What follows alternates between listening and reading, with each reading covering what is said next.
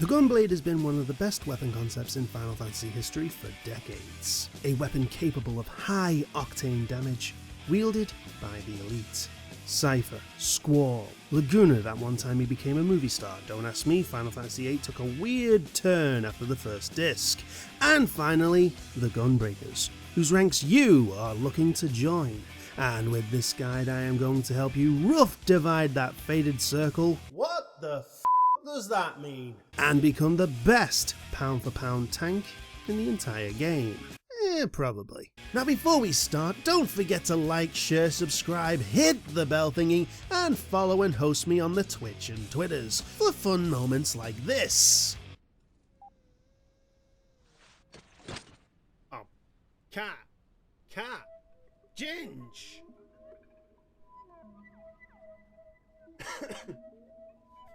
We just killed our only lead. As always, this isn't a guide to actual tanking. I have one of those, it's over here in the top right hand corner. Come back and click on this once the video's ended. No, this is a guide to all things Gunbreaker. The moves, openers, rotations, and some helpful tips sprinkled in here and there to meet my quota. It's a very long quota. And with that said, I am Tek, and this is my ultimate guide to being the best Gunbreaker you can possibly be. Probably. Now the Gunbreaker was originally seen as the DPS tank, adopting an attack structure that was very close to the day-to-day melee DPS, even more so than the Dark Knight. And that structure is still there, just slightly more streamlined. But it is completely fueled by our unique mechanic, cartridge charge. Unlocked at level 30, the Gunbreaker gains access to the powder gauge, allowing you to store cartridges and unleash powerful attacks and combo strings.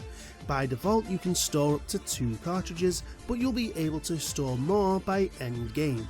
But we are getting ahead of ourselves. Before we can give healers cardiac arrests with the touch of a button, don't you ever make this macro! We must first unlock the job here in New Gridania, so long as you have at least one job at level 60 and have purchased the Shadowbringer/Endwalker expansion. The job itself is unlocked at level 60, so while I do go through this as though you are a day 1 sprout, I will try and keep things a bit quicker because you guys won't need to worry too much about the lower level stuff unless you hit those lower level dungeons during roulettes or whatever. Okay? Okay. So as always, you start with Tank Mastery, reducing damage taken by 20% and raising health and vitality, while scaling your damage to strength. And with that, I now no longer have to repeat this line ever again until the next expansion. Yay me. Keen Edge, our default attack, deals the standard 150 potency damage to the target, nothing much left to say, but our level 2 skill No Mercy is a different case. This sits on a fairly reasonable 60-second cooldown and increases the damage you deal by 20% for 20 seconds. This is a pretty strong buff, as 20 seconds can go a long way. The moment it goes off cooldown, you pop it right back on. Brutal Shell at level 4 is the follow-up to Keen Edge and deals 240 damage to the opponent, while also healing you for 200 potency. It's not much, but yeah, it's your main combo in any dungeon lower than Totorak, so get used to it. At level 6 we learn Camouflage, our first personal defensive cooldown. This sits on a 90-second cooldown and increases your parry rate by 50%, while also reducing damage by 10% for another 20 seconds. The average parry reduces around 15% damage, so there's 25% mitigation there. It's not the best because parries are still a roll of the dice, but hey, mitigation is mitigation. Demon Slice, unlocked at level 10, is our main AoE attack and deals 100 potency to all nearby enemies. Once again, in low level content, this is what you use on mobs of 2 or higher, unless stated otherwise. We also learn Royal Guard, our tank stance, and finally I can be free of this as well, so let's all set this in stone. Always activate your tank stance when you are tanking. At level 15 we learn Lightning Shot, our main ranged attack, dealing 150 potency damage to the target while also increasing our enmity. Rarely used outside of pulling the boss, but if you find yourself unable to get in close, you can still deal damage. Now at level 18 we learn Danger Zone. An off global cooldown attack sitting on a speedy 30-second cooldown and deals 250 potency of damage to a single target. And if you can hear the disappointment in my voice, well, we'll save that for later. Once again, it's a matter of using this skill the moment it's off cooldown, okay? Good. Solid Barrel, unlocked at level 26, is the follow-up to Brutal Shell, and the final piece to our 1-2-3 combo, dealing 320 potency worth of damage, making it our main combo against mobs of 2 or higher from any roulette between Totorak and Stone Vigil. And to be honest, that would be all to say, but this move will also grant us our powder gauge charges when the gauge is available. Speaking of which, at level 30, the gauge is officially unlocked and we learn Burst Strike, a powerful ability that sits on the global cooldown but doesn't interrupt our main combos, and delivers an attack of 380 potency to the target, and that's about it. It's a really powerful damage dealer. Now we can already start to build our opener, because all the tools we technically need for our foundation are present. We have our 1-2-3 string, our buff, an off global cooldown attack, and a gauge spender, and that is what the whole foundation is about, utilizing all those in a set order. So as always, we start with Lightning Strike, and then we go into Keen Edge, then Brutal Shell, followed by Solid Barrel. Then we pop the No Mercy, go into Keen Edge again, Brutal Shell into Danger Zone, and one more Solid Barrel, then unload our Burst Strikes. And that is that. It's practically our structure all done. We have a few moves missing that our second 1-2-3 combo is filling in for, but the foundation is there. Also, we know the job starts at level 60, but having the openers for all levels of content is still important. I have to stress that. Anyway, at level 38 we unlock Nebula, the Gunbreaker's main damage mitigator. All tanks have one, and this is no different, sitting on the same 2-minute cooldown and reducing the same 30% of damage for 15 seconds. Use this alongside your other defensive cooldowns and your healer will be very pleased with you. Demon Slaughter, unlocked at level 40, is the follow-up to Demon Slice and deals 160 potency to all enemies, so now this combo becomes the main go-to if there are only 2 mobs of enemies, meaning unless one enemy is on their lonesome, we spam the hell out of this combo. At level 45 we unlock Aurora, a targetable 200 potency regen that sits on a 60-second cooldown and lasts for 18 seconds. So if you need it, use it. It will help you in mobs and ease the healer's MP usage in boss fights. At level 50, similar to the Paladin and Dark Knight, we unlock Superbolide, our invulnerability tool / meme maker.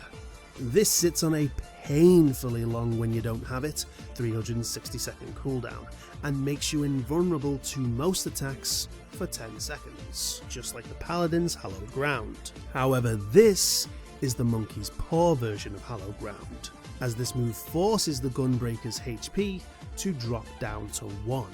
As I alluded to in the opening, this causes most healers to flip their shit, as a big drop in health is never good. Then they realise all is still okay and curse the devs for making this trolling arsehole skill. Remember, this is your oh shit button. Use it if you are going to die to a tank buster, or if a mob is overwhelming you, or if you want to freak out a sprout healer. I don't pay your sub, you do you. Now you may have noticed we gain nothing new single target wise. So the level 30 opener is going to be the same opener you take into the level 50 content. But as we reach the actual level we unlock the job, things are going to take a much drastic change. So, at level 52, Brutal Shell gains a 200 potency barrier on top of the healing ability that lasts for 30 seconds, or until it's destroyed. Not a bad boon, and it has some synergy with another ability that we learn later down the line, but for now some extra protection against bosses is quite nice. At 54 we unlock Sonic Break, an off global cooldown skill that shares the global cooldown. This sits just under 1 minute and it deals an attack worth of 300 potency whilst also inflicting a dot worth 60 potency for 30 seconds. Hang on for our 60 opener to see what we actually do with it, but it's basically a use the moment it's off cooldown ability and it pairs up nicely with Danger Zone! At level 56, we get Rough Divide, our proverbial gap closer based on Squall's limit break of the same name. This sits on a nice 30-second cooldown with 2 charges and deals 150 potency of damage to the target. What I'm about to say isn't new to those who have been following the series, but this attack is rarely used for that gap closing attribute, and is more of a damage extender. Use this in your opener and your bursts. Now at level 60, where the job officially unlocks, we learn Gnashing Fang, a 3-hit combo tied to 1 button, sitting on a just under 30-second cooldown and costing 1 powder gauge. This combo consists of Gnashing Fang, dealing 380 potency of damage, Savage Claw delivering 460 potency, and finally Wicked Talon, dealing 540 potency. This move is your key blitz tool. You want to time this inside your no mercy window to get your big damage, which we are going to learn to do as now we have enough skills to get the true foundation to our opener.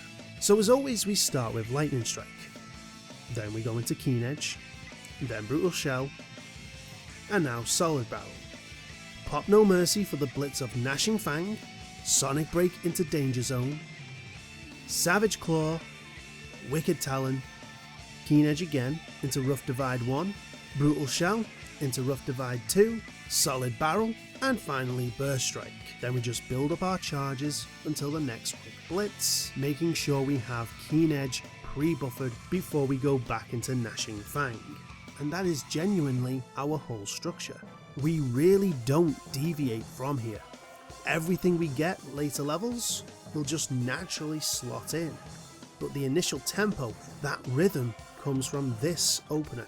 Now at 62, we learn Bow Shock, an AoE attack that sits on the 60-second cooldown, deals 150 potency damage to all enemies caught in the blast, and will apply a 60 potency dot to those enemies as well for 15 seconds.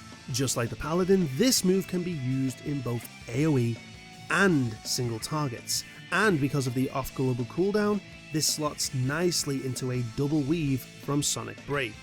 That way you get both dots up during your no mercy window. Seriously, this writes itself.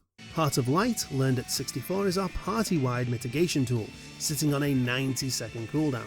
It reduces magical base damage by 10% for 15 seconds. So a quick recap from my Dark Knight guide, damage in 14 is split between physical and magical. It takes a bit of trial and error to work out what's what, but a big help is the actual battle log. If it says casting, it's definitely magical based. There are moves like Arcmorn, which is an action that has magical properties, so yeah, trial and error. Now at 68 we unlock Heart of Stone. This 25-second cooldown ability reduces 15% damage taken by you or your target teammate for 7 seconds, and if you have Brutal Shell's barrier up upon yourself when you apply Heart of Stone to your teammates, you will transfer that barrier to them, giving more weight to the bubble archetype. At level 70, we learn Continuation, an ability that gives us an off-global cooldown link between our Gnashing Fang combo. For Gnashing Fang, we have Jugular Rip, dealing an extra 200 potency. For Savage Claw, we get Abdomen Tear, giving an extra 240 potency. And finally, Wicked Talon gets Eye Gouge, giving an extra 280 potency. Now, something to take note is that if you use a skill like Sonic Break or Burst Strike before the continuation, you will lose that continuation. The idea is you are supposed to use it the moment it appears. And while all this is just extra damage, it does grant the Gunbreaker that fast-paced flow that we akin to the melee DPS, as I will demonstrate in our level 70 opener. Gotta love my segues. So again, we'll start with Lightning Strike and go for Keen Edge, then Brutal Shell, and now Solid Barrel into No Mercy for the blitz of Gnashing Fang into Jugular Rip, Sonic Break into Danger Zone and Bow Shock for the dots, Savage Claw into Abdomen Tear, Wicked Talon into Eye Gouge, then Keen Edge into Rough Divide 1, Brutal Shell into Rough Divide 2, Solid Barrel, Burst Strike, and then build our gauge into the next burst window. And as you can see, nothing really changed in that overall beat. We added our abilities that are natural extenders, and the beauty of the Gunbreaker is that there's a lot of power that feels super fluid. Now at 72, we learn Fated Circle, our AoE cartridge move based on the limit break of the same name. This sits on the global cooldown, costs 1 charge and deals 300 potency to all nearby enemies. So this can basically act as a pseudo 1-2-3 combo. You go into Demon Slice, Demon Slaughter, then Fated Circle, or build 2 charges and spam 2 Fated Circles. It really doesn't matter, but remember the damage of Fated Circle is only worth it on 3 enemies or more. In mobs of 2 or lower, use your AoE combos, but your single target cartridge attacks like Burst Strike or Gnashing Fang. At level 76, we learn Bloodfest, or as it should have been called, Drawing Junction, since it's literally the same animation as the Final Fantasy VIII ability. This sits on a 90-second cooldown and grants 2 powder gauge cartridges, meaning you have a lot more access to the cartridge attacks now. So the idea is in AoE fights we either build our cartridges, then spam Fated Circle, Bloodfest into 2 more Fated Circles for a buckload of damage, or after our first Fated Circle, get a quick blitz and then go for our regular 1-2-3 spam. When it comes to single target and bosses, we slot this into our Gnashing Fang part for our opener. This way we get 2 extra cartridge attacks in our opener and No Mercy window. Honestly, this is probably the Gunbreaker's single most important skill, because without it, we wouldn't be able to do half the stuff we can.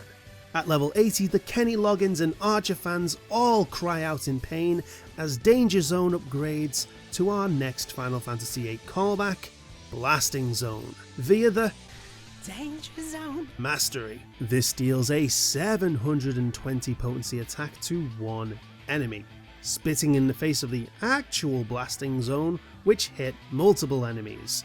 This is why I was disappointed. But with this once again, our opener is left almost untouched. We only have 1 real change, and it's very minor. But a recap.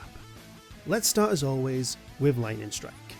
Next is Keen Edge, followed by Brutal Shell, and then Solid Barrel into No Mercy for the blitz of Gnashing Fang into a double weave of Bloodfest and Jugular Rip, Sonic Break into the double weave of Blasting Zone and Bow Shock, Savage Claw into Abdomen Tear, Wicked Talon into Eye Gouge, then it's Burst Strike 1 into Rough Divide 1, Burst Strike 2, Keen Edge into Rough Divide 2, and then we build our cartridges back up until the next Gnashing Fang, using our Blasting Zone the moment it goes off cooldown to sync all nicely back up with our next burst window. And again we have some placeholders for the endgame rotation, but the structure is completely intact, and that is something I really love about the Gunbreaker. We get this really nice flow to our damage that looks absolutely fire.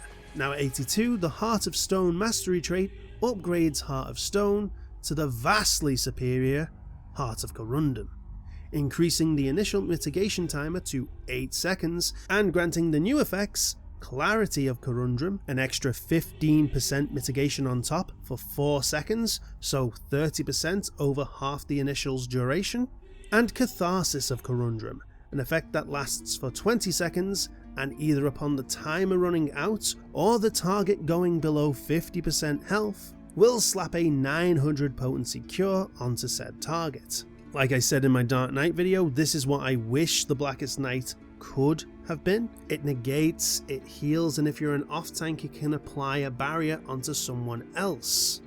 It's the perfect bubble to me. At level 84, Gunbreaker gains a damage boost to the Solid Barrel combo, but more importantly they gain an extra charge to their Aurora ability. meaning more regen more often. Keeping online for the upgrades, Continuation gains an upgrade at level 86 to allow a new follow-up attack to Burst Strike called Hypervelocity, dealing an extra 180 damage, so now we don't feel like we're waiting for our next attack and can keep up a nice steady flow. But we still ain't done. Cartridge Charge Mark II gives an extra slot to the powder gauge, meaning we have 3 charges to unleash hell. Now there is a reason we have 3 charges, but for now in your single target you have 3 burst strikes added to your opener. And finally, at level 90 we unlock Double Down, or as it probably should have been called, Bloodfest, because that's literally Cypher's limit break. This is why when we pay homage to past games, we should really follow the actual animation. But this is your big damage move. Every tank got one, and this sits on just shy of 60-second cooldown and deals 1200 potency worth of damage to the first enemy, with a 15% fall off to everyone else hit by this powerhouse. Nice. Yes, well, for this damage it will cost you 2 cartridges, hence why we got bumped up to 3.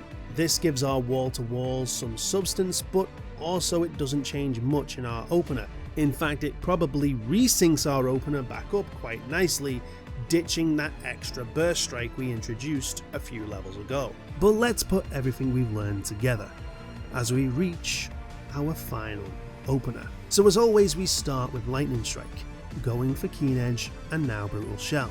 Then we go Solid Barrel into No Mercy for the blitz of Gnashing Fang into Bloodfest and Jugular Rip, Sonic Break into Blasting Zone and Bow Shock, Savage Claw into Abdomen Tear, Wicked Talon into Eye Gouge, Double Down into Rough Divide 1, and finally Burst Strike into Hypervelocity. Then we just do our Solid Barrel combo, popping that Rough Divide after Keen Edge, and then just get our charges back for the Gnashing Fang, building our gauge so we can use Double Down every minute. And that's it. It's not optimal, but my openers never are. They are there to get you through the main story content and maybe meet the damage for an extreme here or there, but they teach you the repetitive way we learn this stuff. It's the same way we learn combos in fighting games. Hell, my experience in fighting games helps me so much when crafting these rotations. But anyway, we also got to work on our wall-to-walls. So as with every wall-to-wall, we start with Provoke and gather the first mob with our Demon Slice, popping an Aurora to aid with getting to our next mob of enemies, to which we land Demon Strike, where we apply our No Mercy and Heart of Corrundrum. Now we go into Fated Circle, into Bowshock and Bloodfest, then into Double Down and our final Fated Circle, and then we just build our meter, popping our defensive cooldowns, keeping them nice and spaced out after every Heart of Corrundrum. And like I always say, you can fit everything down into lower levels content, removing the locked attacks and skills, but it always goes down the same route. No matter what, you always space your defensives. I make it a main point in my tanking guide, but the amount of tanks that splurge all their cooldowns and end up getting shredded is way too high. Hell, some don't even bother. Please don't be those tanks. Anyway, overall the Gunbreaker is a tank that really grew on me. Now make no mistake on where my loyalties lie. I am a proud Scouse Dark Knight, but I have to admit the Gunbreaker is a very, very busy job, without nearly as much fluff. Everything it does just flows together, and you never feel like you're just waiting for that 2-minute burst. Hell, the only time you ever have to just spam that Solid Barrel combo is just to get the 3 charges for the Double Down burst. And its sustain isn't that bad either. By the end it has 2 charges of a regen, a barrier and heal tied to your main combo, and a big heal tied to its bubble. The only real downside I have for this job is the fact that as of this video, there isn't a Moogle or Cactor themed glamour for its weapons. What? Glamour is the true endgame, people. Open your eyes to the light. Look, if you keep your defenses in check pay attention to the enemy's attacks. The Gunbreaker's kit will do the rest. And if you want to do the rest by making sure these videos get to their highest potential, don't forget to like, share, subscribe, hit the bell thingy, and follow me on the Twitch and Twitters. Also, if there's anything I've missed or you found any tips and tricks yourself, please share them in the comment section below. And finally, tune in next time where we're gonna shake things up a bit and go with the DPS, starting with the Monk. But until that day, this has been TeknoOdin. Stay safe, claim skulls, smash bosses, and go superstar mode.